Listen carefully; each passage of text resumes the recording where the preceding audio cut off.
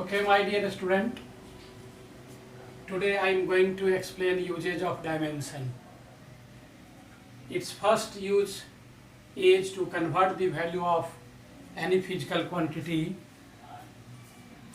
from one system of unit into another system of unit.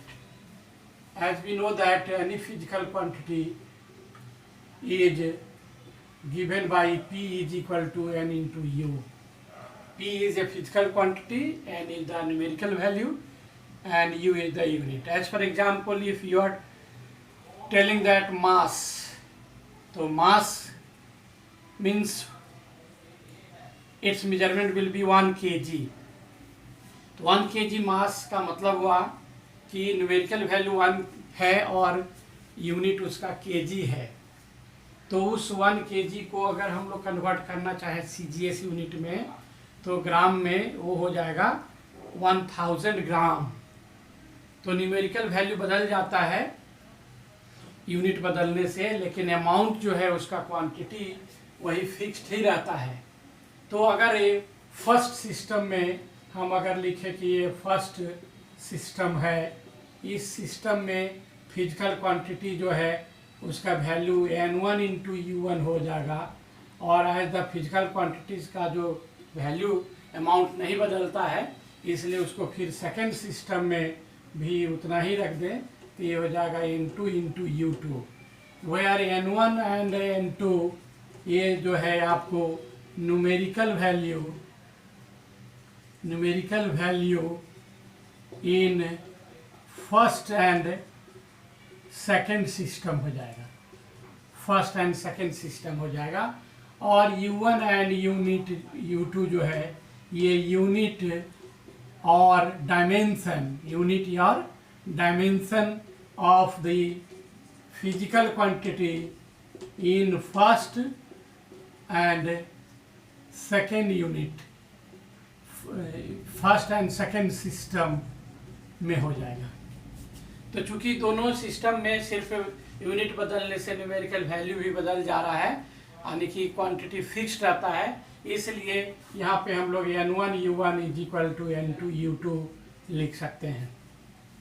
और तब यहाँ से N2 का वैल्यू जो है N1 into U1 by U2 ये लिख करके इसी इक्वेशन 1 को यूज करके हम लोग जो है कोई भी फिजिकल क्वांटिटी का कन्वर्सन कर सकते हैं one system of to another system में. कोई भी एग्जाम्पल लेकर के हम लोग इसको बना सकते हैं. तो यहाँ पे एग्जाम्पल ले लेते हैं. एग्जाम्पल ले लेते हैं कि अगर दे दिया कि कन्वर्ट 10 न्यूटन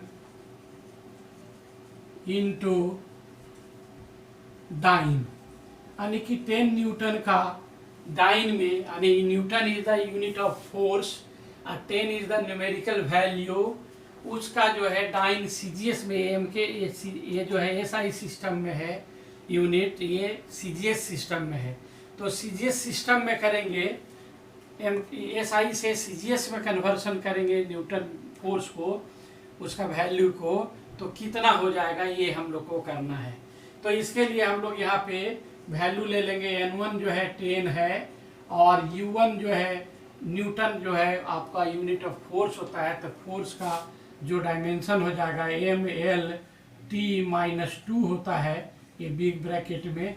चूँकि ये फर्स्ट सिस्टम है इसलिए M सफिक्स में 1, L सफिक्स में 1, T सफिक्स में 1, और इसका वैल्यू ऊपर 1 1 है और ये -2 है. इसी तरह से N2 जो निकालना है तो इसका वैल्यू मान लेते हैं से, ये मान लिया कि ये x है, तो U2 का वैल्यू जो हो जाएगा ये MLT डायमेंशन नहीं बदलेंगे, लेकिन सेकेंड सिस्टम होने से सफिक्स में 2 लिख दिए. वैल्यू यहाँ पे उतना ही है, ये इतना हो जाएगा. अब इसको इसी चीज़ को इस इक्वेशन में सब्स्टिट्यूट कर देंगे. सब्स्टिट्यूट करने के बाद में क्या वैल्यू आता भाई, तो N2 जो है वो x है और N1 जो है वो 10 है, और यहाँ पे M1 L1 T1 रख दिए, और इसके डिवाइड में हम लोग कर दिए M2 L2 T2 कर दिए यहाँ, और इसको बिग ब्रैकेट में ले लिया यहाँ पे. अब ये अलग अलग भी कर ले रहे हैं, साथ साथ एक स्टेप छोड़ दिए हैं, अलग अलग ले जा रहे हैं।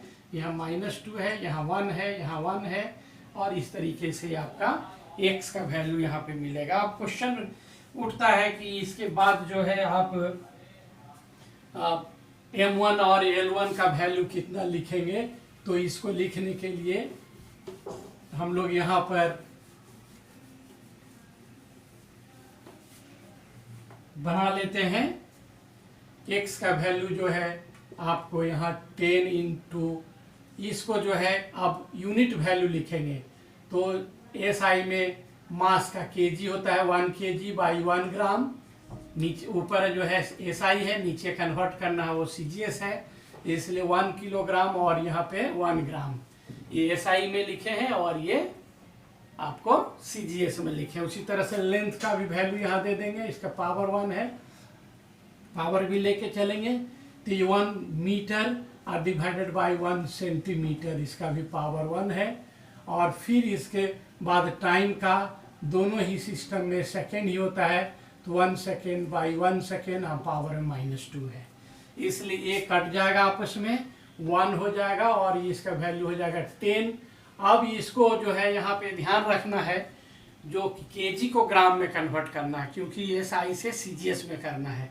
CGS से SI में करना होता तो ऑटोमेटिकली ये ऊपर आ जाता, तो ग्राम को करते। तो जिस सिस्टम ऑफ यूनिट से कन्वर्ट करना है उसको दूसरे सिस्टम में, उसको उसका वैल्यू रखेंगे। तो इसका वैल्यू ग्राम में हो जाएगा 1000 ग्राम डिवाइडेड बाई 1 ग्राम, और तब फिर इसका हो जाएगा 100 सेंटीमीटर बाई 1 सेंटीमीटर, और ये कट के हो गया इसका वैल्यू 1। तो gram gram cancel, centimetre centimetre cancel, ये हो जाएगा 10 इंटू 1000 इंटू यहाँ हो जाएगा 100, यानी कि 10 इंटू 10 टू द पावर 5 ये हो जाएगा x का वैल्यू। ये निकल गया कि जो है CGS यूनिट में वो जो है 10 न्यूटन का वैल्यू जो है आपको ये आया 10 newton. 10 newton is equal to 10 into 10 to the power 5 dyne में वैल्यू होगा। This is the answer. इस तरीके से हम लोग और भी जितने भी फिजिकल क्वांटिटी है उसको आप कन्वर्ट करके देख सकते हैं, कन्वर्ट कर सकते हैं।